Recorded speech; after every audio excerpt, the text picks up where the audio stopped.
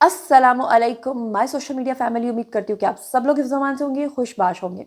सियासी तज्ज़ियों और तबसरों के साथ आपकी खिदमत में हाज़िर हूँ। शुरू करते हैं आज की पहली खबर से। तो चलिए जनाब, सबसे पहले तो मैं आपको ये बता दूँ कि इस वक्त जो पूरी दुनिया के अंदर भौंचाल मचा हुआ है, अमेरिका, पाकिस्तान और अफगानिस्तान के ताल्लुकात जितने कशीदा हैं, उतने ही एक दूसरे के ऊपर डिपेंडेंट हैं।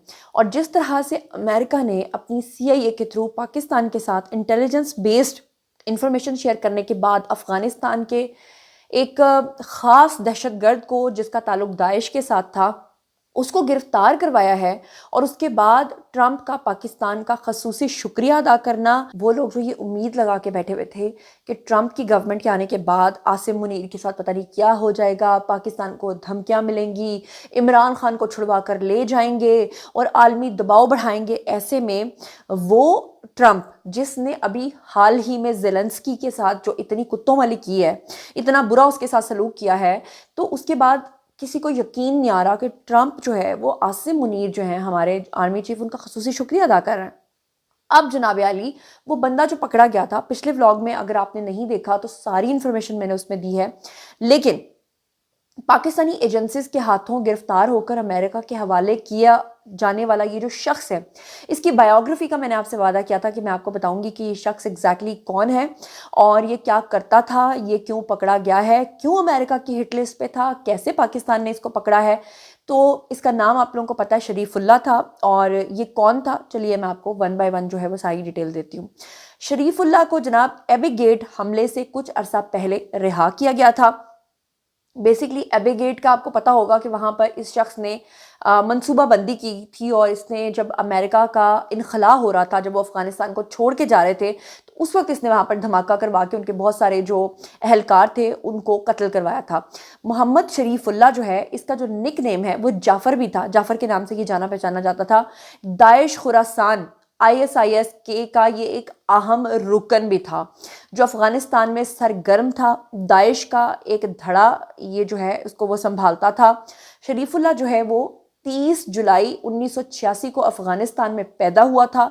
2021 में अफ़गानिस्तान से अमरीकी फ़ौज के इनखला के दौरान एबी गेट धमाके का मास्टरमाइंड इसको समझा जाता था, और इस हमले के अंदर 13 अमरीकी फ़ौजियों को इसने जनाब जी मारा था, और तकरीबन 170 अफ़गान शहरी जो हैं वो इसके अंदर मारे गए थे।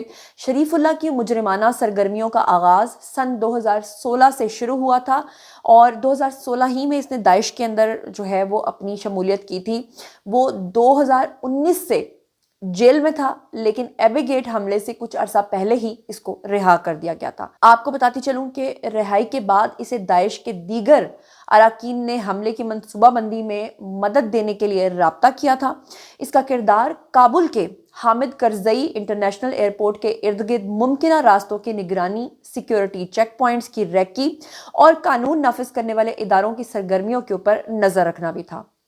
एबी गेट हमले के अलावा शरीफुल्ला जो है वो दीगर कई दहशतगर्दों की कार्रवाइयों में मुलव्विस होने का इसके ऊपर इल्ज़ाम भी था, और 2016 में इसने मुबैना तौर पे काबुल में सफारती मुहाज जो हैं उनके ऊपर हमले में मुलव्विस एक खुदकुश हमला आवर को भी वहाँ पर पहुँचाया था। और मॉस्को में एक नाइट क्लब के ऊपर हमला करने वाले मुसल्ला अफराद को हथियारों की तरबियत भी इसी शख्स ने फराहम की थी।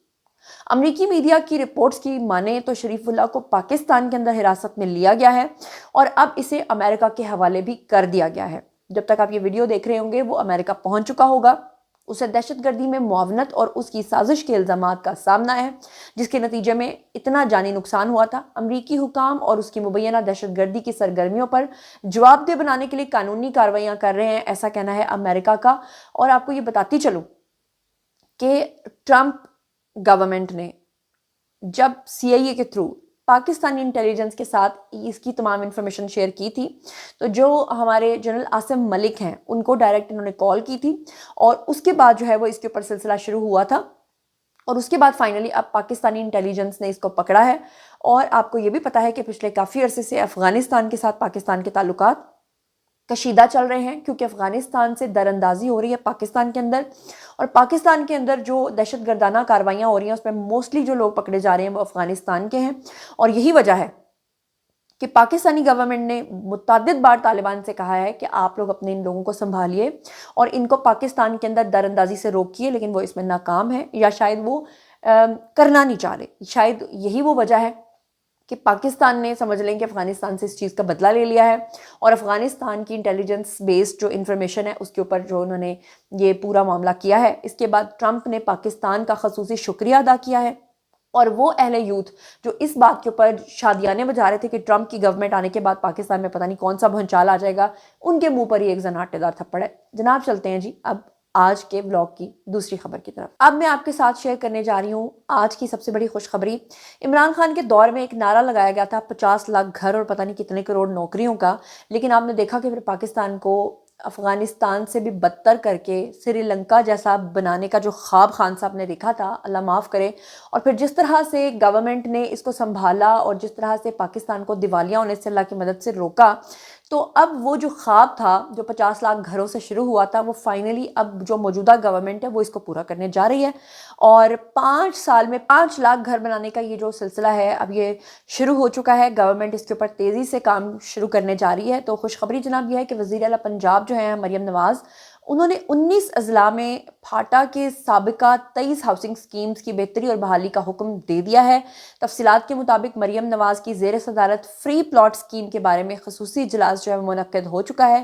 3 مرلے کا فری پلاٹ سکیم سے متعلق امور کا جائزہ لیا گیا ہے، اور اجلاس میں فری پلاٹ حاصل کرنے والے افراد کو گھر بنانے کے لیے قرض دینے کا جائزہ بھی لیا گیا ہے کہ اگر پلاٹس دے دیں گے لوگ گھر نہیں بنا پائیں گے، ان کے پاس پراپر بجٹ نہیں ہوگا، اس لیے کوشش کر رہی ہے گورنمنٹ کہ وہ ان کو پیسے بھی دے تاکہ وہ اپنے گھر کی تعمیر کر سکیں۔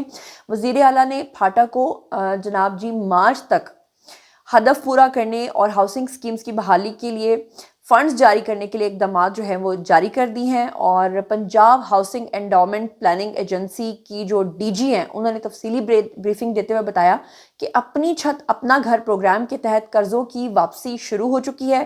اپنی چھت اپنا گھر کے تحت لیے گئے قرضوں کی واپسی کا تناسب 100% ہے۔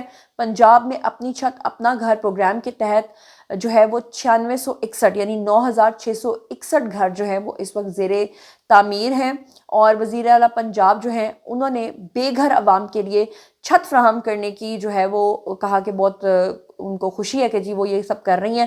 5 سال میں 5 لاکھ گھر بنانے کا ہدف جو ہے وہ پورا کرنے کے لیے پرعزم ہے گورنمنٹ۔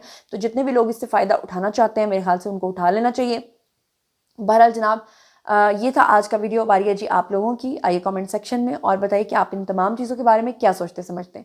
جو کچھ بھی آپ سوچتے سمجھتے ہیں شیئر کیجیے، پرسنلی جواب دوں گی۔ مزید خبریں، ولاگز، انٹرویوز اور سیاسی تجزیے جاننے کے لیے میرے ساتھ کنیکٹڈ رہنا ہرگز مت بھولیے گا۔ چینل کو سبسکرائب کر لیجیے گا۔ اپنا بہت خیال رکھیے گا۔ اللہ نے کے بعد